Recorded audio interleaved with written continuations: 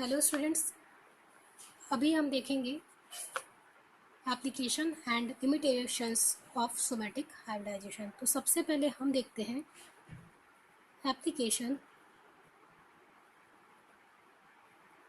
Applications of somatic hybridisation.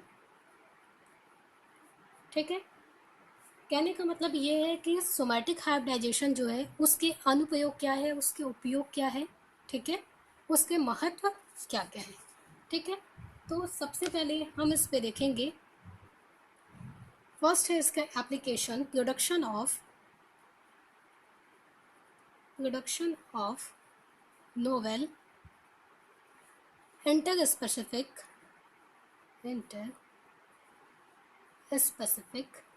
and intergenetic habits.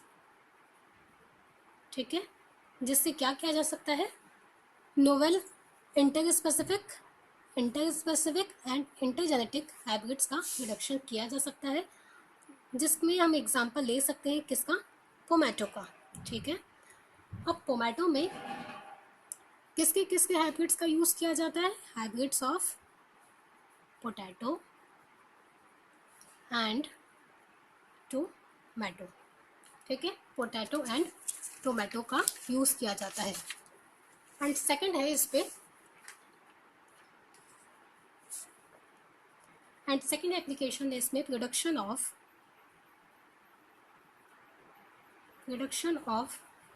Fertile diploids and polyploids from sexually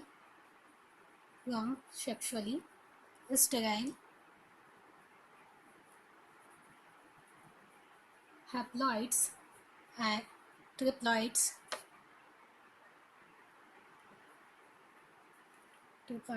and aneuploids. ठीक है, जिससे हम क्या कर सकते हैं, प्रोडक्ट किसका sexually sterile haploid, triploid and aneuploid से हम फर्टाइल, डिप्लॉइड एंड पॉलीप्लॉइड का प्रोडक्शन किया जा सकता है। ठीक है, देन इसके बाद में हम देख सकते हैं कि नेक्स्ट एप्लीकेशन है इसका सेक्सुअल इनकम्पैटिबिलिटी। इसमें क्या पाया जाता है, सेक्सुअल इनकम्पैटिबिलिटी को कम्प्लीटली सोमैटिक हाइब्रिडाइजेशन के द्वारा कम्प्लीटली क्या किया जा सकता है, खत्म किया जा सकता है। ठीक है, क्या किया जा सकता है, सोमैटिक हाइब्रिडाइजेशन के द्वारा सेक्सुअल इनकम्पैटिबिलिटी को कम्प्लीटली खत्म किया जा सकता है। नेक्स्ट है इसमें production of unique hybrids of nucleus and cytoplasm. इससे क्या किया जा सकता है, किससे, सोमैटिक हाइब्रिडाइजेशन से न्यूक्लियस एंड साइटोप्लाज्म के यूनिक हाइब्रिड्स का प्रोडक्शन किया जा सकता है। नेक्स्ट है इसमें क्या जा सकता है, ये जितने भी आपको यहाँ दिखाई पड़ गए हैं ये सभी क्या चीज़ें हैं, सोमैटिक हाइब्रिडाइजेशन की एप्लीकेशन है। ठीक है, अब हम इसमें देखेंगे लिमिटेशंस ऑफ, नेक्स्ट देखेंगे इसमें लिमिटेशंस ऑफ सोमैटिक हाइब्रिडाइजेशन। ठीक है, अब देखिए इसमें somatic hybridization, limitation of somatic hybridization में हम इसमें सबसे पहले देखेंगे, इस पे देखते हैं क्रोमोसोमल अनस्टेबिलिटी। ठीक है, अब देखिए इसमें क्रोमोसोमल अनस्टेबिलिटी का मतलब क्या है, क्रोमोसोमल अनस्टेबिलिटी का मतलब होता है जो हाइब्रिड सेल्स हैं, ठीक है, जो हाइब्रिड सेल्स हमने बनाया हुआ है उसमें क्रोमोसोम्स में क्या पाई जाती है, अनस्टेबिलिटी पाई जाती है। अब क्रोमोसोम्स में अनस्टेबिलिटी कैसे पाई जाती है, तो देखिए हमने पिछले टॉपिक में पढ़ा हुआ था कि सोमैटिक हाइब्रिडाइजेशन की ये जितने भी स्टेप्स होते हैं, कौन कौन से स्टेप्स होते हैं, isolation of protoplast, fusion of isolated protoplast, identification और selection of hybrid protoplast, culture of hybrid protoplast और nutrient medium, last one is regeneration of new plants. ठीक है, तो ये यहाँ पे जितने भी स्टेप्स हैं इसको करने के लिए ये सभी स्टेप्स हैं, इन स्टेप्स को फॉलो करने के लिए फॉलो किया जाता है, किस में किया जाता है, प्लांट्स में किया जाता है। तो इन सभी स्टेप वन बाय वन करते करते क्या होता है, जो क्रोमोसोम्स होते हैं, ठीक है, वो स्लोली स्लोली क्या होने लग जाते हैं, स्लोली स्लोली लगभग कम होने लग जाते हैं। ठीक है, ठीक है, कम होने लग जाते हैं। तो इस स्टेप में या फिर इस विधि में, इस मेथड में क्या होता है, जब हम लास्ट प्रोसेस में पहुंचते हैं तो जो एक्चुअल प्लांट में पाए जाने वाले क्रोमोसोम की जो संख्या है या नंबर ऑफ क्रोमोसोम्स है वो, और हाइब्रिड प्लांट में पाए जाने वाले जो क्रोमोसोम्स का नंबर है, ठीक है, वो क्या हो जाता है, एकदम अनस्टेबल हो जाता है।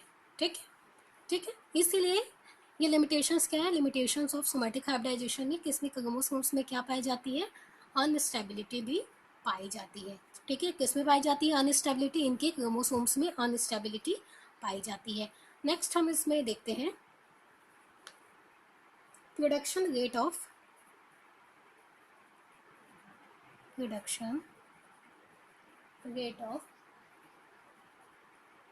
Hybrid cell is very slow. ठीक है, देखिए सेकेंड इस पे इसका लिमिटेशंस क्या है, production rate of hybrid cells is very low. Hybrid cells का जो प्रोडक्शन होता है, ठीक है, जो उत्पन्न होने की जो क्षमता होती है, ठीक है, वो कैसा होता है हाइब्रिड सेल्स में, बहुत ही धीमा, बहुत ही कम गति से होता है। ठीक है, मतलब एक पर्टिकुलर टाइम के बाद उसका प्रोडक्शन क्या होने लग जाता है, बहुत ही धीमा होने लग जाता है। जो प्लांट की एक्चुअल वृद्धि करने की जो क्षमता है उससे भी अधिक समय किस में लगता है, हमको सोमैटिक हाइब्रिडाइजेशन में लगता है, क्योंकि यह जो विधि है वो कैसी विधि है, जो कहाँ की जाती है, आर्टिफिशियल कंडीशन में कहाँ की जाती है। ठीक है, तो इसलिए इसमें बहुत ही अधिक समय लगता है, ये बहुत ही धीमी गति से होता है। ठीक है, नेक्स्ट हम इसमें देखते हैं, इसका है ना, नेक्स्ट लिमिटेशन है इसमें, नॉट सक्सेसफुल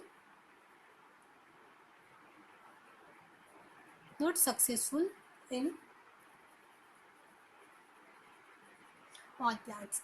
देखिए ये जो सोमैटिक हाइब्रिडाइजेशन हमने देखा हुआ है, ठीक है, ये जो सोमैटिक हाइब्रिडाइजेशन है ये सभी प्लांट में सक्सेसफुल हो, ठीक है, ये सभी प्लांट में सक्सेसफुल हो, सभी प्लांट से हाइब्रिड प्लांट्स का प्रोडक्शन हो या बने, ये पॉसिबल नहीं है। ठीक है, ठीक है, क्योंकि सभी प्लांट्स जो होते हैं वो अलग अलग इन्वायरमेंट से आते हैं और सभी प्लांट्स के जो वाइबिलिटी, जो कैपेसिटी होती है वो अलग अलग होती है, जिसकी वजह से इनको आर्टिफिशियल कंडीशन में उत्पन्न करना संभव नहीं हो पाता है। ठीक है, इसीलिए इसका नेक्स्ट लिमिटेशन है not successful in all plants. ठीक है, ये सोमैटिक हाइब्रिडाइजेशन जो है वो सभी प्लांट्स के लिए सक्सेसफुल नहीं है। नेक्स्ट देख लेते हैं इसमें lack of an efficient method for selective of hybrids। ठीक है, lack of an efficient method for selective of hybrid के सिलेक्शन के लिए हमारे पास में कोई efficient मेथड की हमारे पास क्या है, कमी है। किसी भी हाइब्रिड को हमको जैसे सेलेक्ट करना है कि कौन सा प्लांट जो है, ठीक है, जिसे जो दो प्लांट्स को आपस में मिला के हम हाइब्रिड बना सकें, ठीक है, उसके लिए हमारे पास में इस एफिशिएंट मेथड की कमी है। ठीक है, जिससे हम ये नहीं पता लगा सकते हैं कि इनसे उत्पन्न होने वाला या दो प्लांट से उत्पन्न होने वाला जो प्लांट है वो आगे चल के सोमैटिक हाइब्रिडाइजेशन के लिए सक्सेसफुल होगा या नहीं होगा। ठीक है, नेक्स्ट इसका लिमिटेशन हम देख लेते हैं, no confirmation of particular trait in somatic habits. No confirmation of particular traits in somatic habits. ठीक है, इसमें क्या होता है, इसमें सोमैटिक हैबिट्स का पर्टिकुलर ट्रेट्स में इसमें क्या होता है, कन्फर्मेशन हमको नहीं प्राप्त होता है. ठीक है, नेक्स्ट इसमें देख लेते हैं प्रोडक्शन ऑफ अनफेवरेबल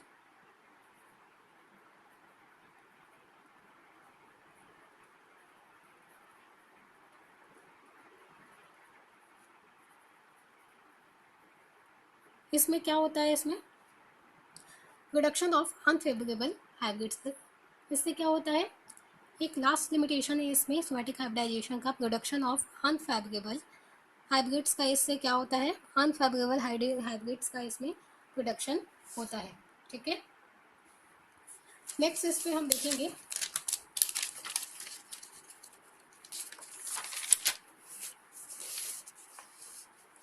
सबसे पहले हम इसमें देखते हैं एक एग्जांपल इसमें बताना चाहूँगी. हमने अभी क्या देखा, लिमिटेशन एप्लीकेशन देखा इसमें. ठीक है, एप्लीकेशन ऑफ सोमैटिक हाइब्रिडाइजेशन देखा और लिमिटेशन ऑफ सोमैटिक हाइब्रिडाइजेशन देखा. एक बार हम इसको फिर से पढ़ लेते हैं क्या क्या चीज़ें हैं. एप्लीकेशन ऑफ सोमैटिक हाइब्रिडाइजेशन में production of novel interspecific and intergeneric hybrid.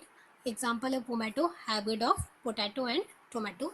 Second है इसका application production of fertile diploids and polyploids from sexually sterile haploids, triploids and aneuploids. Next, sexual incompatibility. Next, production of unique hybrids of nucleus and cytoplasm.